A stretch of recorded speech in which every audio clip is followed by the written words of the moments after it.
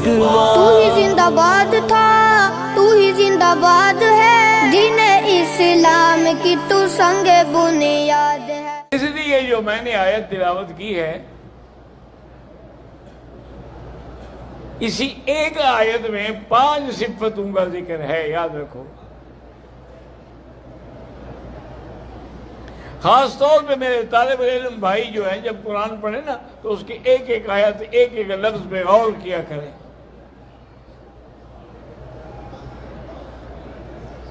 अल्लाह ने फरमाया लक़द जाअकुम रसूलुम मिन अनफुसिकुम। पहली सिफत क्या है? मेरा पैगंबर आया तुम्हारे पास और तुम में से। यहां मसला बशरियत भी हल कर दिया गया कि वो फरिश्ता नहीं है, वो तुम में से है।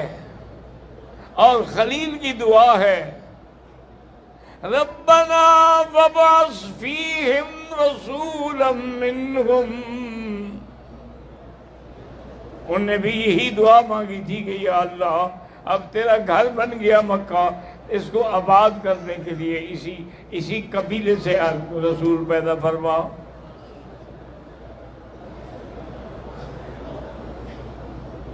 तो हजूर सल्लल्लाहु अलैहि वसल्लम पहली सिफत क्या थी कि मिन अनफुसिकुम।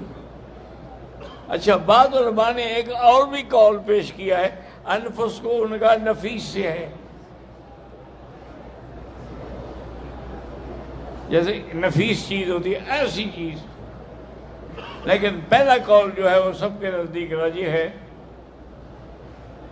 क्योंकि उसी के बारे में कई आयात हैं कि इन्नमा अना बशरुम मिस्लुकुम युहा इलैहि।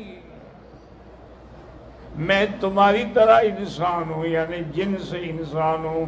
जिन से एक है, बाकी सिफतों में तो करोड़ों दर्जे का फर्क है।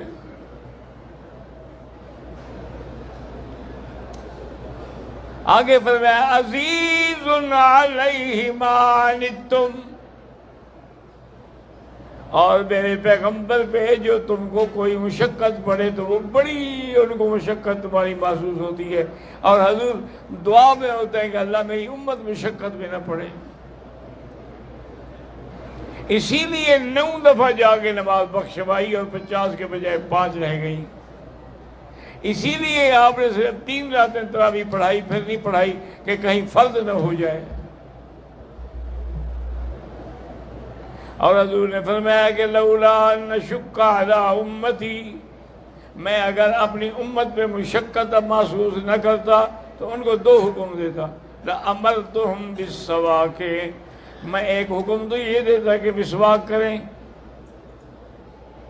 और एक हुक्म ये देता कि इशा की नमाज देर से पढ़ें, ताकि ज्यादा हिस्सा रात का जागने में गुजर जाए।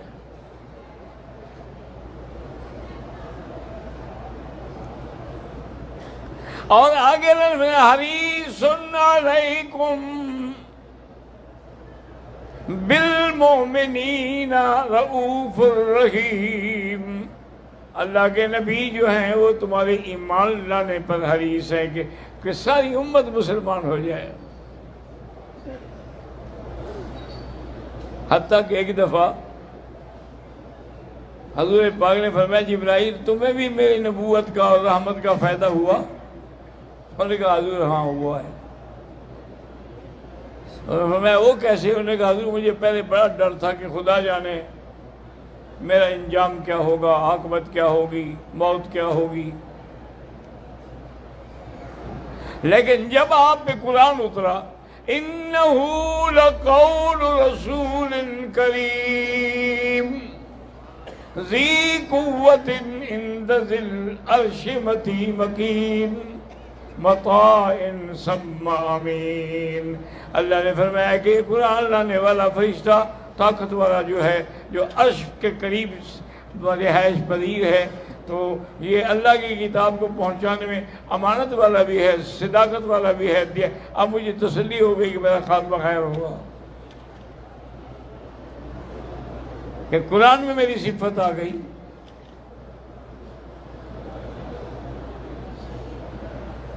और हजूर सल्लल्लाहु अलैहि वसल्लम ہر جگہ یہ کوشش ہوتی تھی کہ یہ لوگ مسلمان ہو جائیں. اس لیے ایک صحابی فرماتے ہیں کہ ابتدا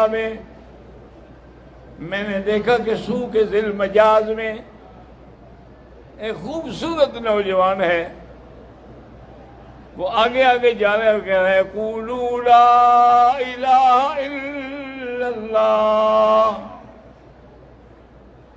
کہہ رہا ہے کہ لوگوں کلمہ پڑھو توحید کا، فلاح پا جاؤ گے. اور اس کے پیچھے ایک بزرگ آدمی ہے جو اس کو پتھر مارتا ہے اور کہتا ہے یا ایھا الناس لا تطیعوہ انہ کذاب، لوگوں اس کی بات نہ سننا، یہ جھوٹا ہے. کہتے میں حیران ہو گیا، پوچھا بھی وہ کون ہے اور یہ کون ہے؟ انہوں نے کہا جو آگے جا رہے ہیں نا وہ محمد رسول اللہ ہے، اور جو پتھر مار رہے ہیں ان کا چاچا ہے ابو لہب. یعنی وہ پتھر برسا رہا ہے، اللہ کا نبی پھول برسا رہا ہے کہ کلمہ پڑھ لو بچ جاؤ گے، کلمہ پڑھ جاؤ تو نجات مل جائے گی. تو حضور صلی اللہ علیہ وسلم نے یہ ساری صفتیں، اور اسی لیے میں نے عرض کیا تھا کہ جو حدیث تھی وہ یہی تھی کہ سب سے زیادہ محبت میری ہونی چاہیے. کیوں؟ کہ محبت ہوتی ہے جمال کی وجہ سے، محبت ہوتی ہے کمال کی وجہ سے، محبت ہوتی ہے نوال کی وجہ سے. تو اللہ نے جو حضور کو جمال دیا تھا وہ کسی کو نہیں دیا تھا. زندگی باقی انشاءاللہ تو بات باقی. اصل میں چونکہ میں بھی کئی دن سے بیمار ہوں نا، ہمت نہیں ہے. آپ لوگ تو دعا نہیں کرتے، آپ لوگ پیر ڈھونڈتے ہیں، میرے لیے تو تم پیر ہو. اس لیے کہ حضور نے فرمایا ہے کہ جو آدمی مسافر ہے اس کی دعا منظور ہوتی ہے.